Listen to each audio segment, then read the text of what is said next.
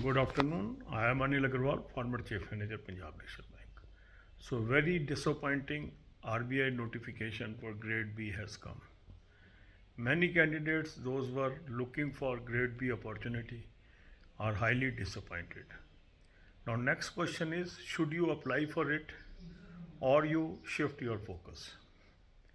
If you are already preparing for this competition for more than 1 year or 1 year, then you should go ahead with the examination.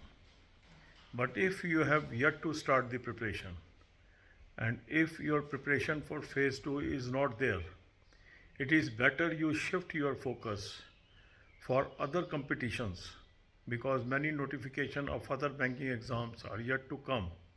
If you shift focus right now, you can get a job, because RBI Grade B will see unexpected cutoffs this year, because vacancies are very low.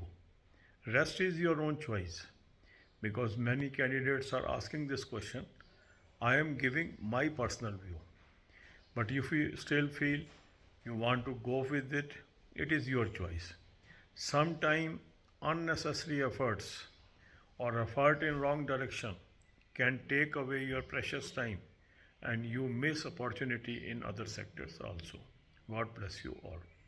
अब यही बातें हम हिंदी में करेंगे।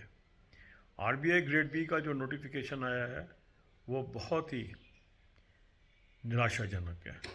जो candidate बहुत दिन से ग्रेड बी की प्रतीक्षा कर रहे थे, उनका मन काफ़ी दुखी है। ऐसे में अब क्या करना चाहिए? क्या हमें RBI ग्रेड बी अप्लाई करना चाहिए या नहीं करना चाहिए? ये प्रश्न काफ़ी कैंडिडेट्स के मन में आ रहा है। जो कैंडिडेट 1 साल या उससे अधिक से इस एग्ज़ाम की तैयारी कर रहे हैं, उन्हें इस एग्ज़ाम के लिए आगे बढ़ना चाहिए।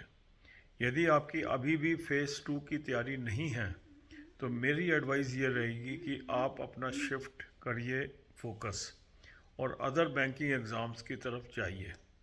जो अभी तैयारी शुरू करना चाहते हैं, उनको भी मेरी सलाह यही है कि वो दूसरे एग्ज़ाम में फ़ोकस करें, वहाँ पर सेलेक्ट होने की चांसेस हैं।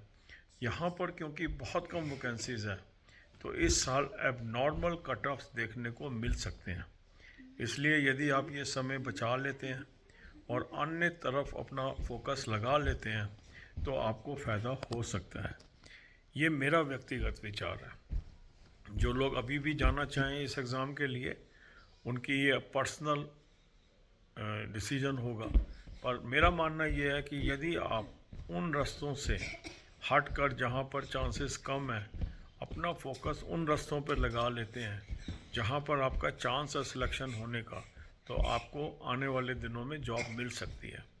किसी चीज़ का प्रेस्टीजियस होना एक बात है, उस चीज़ का मिल जाना दूसरी बात है।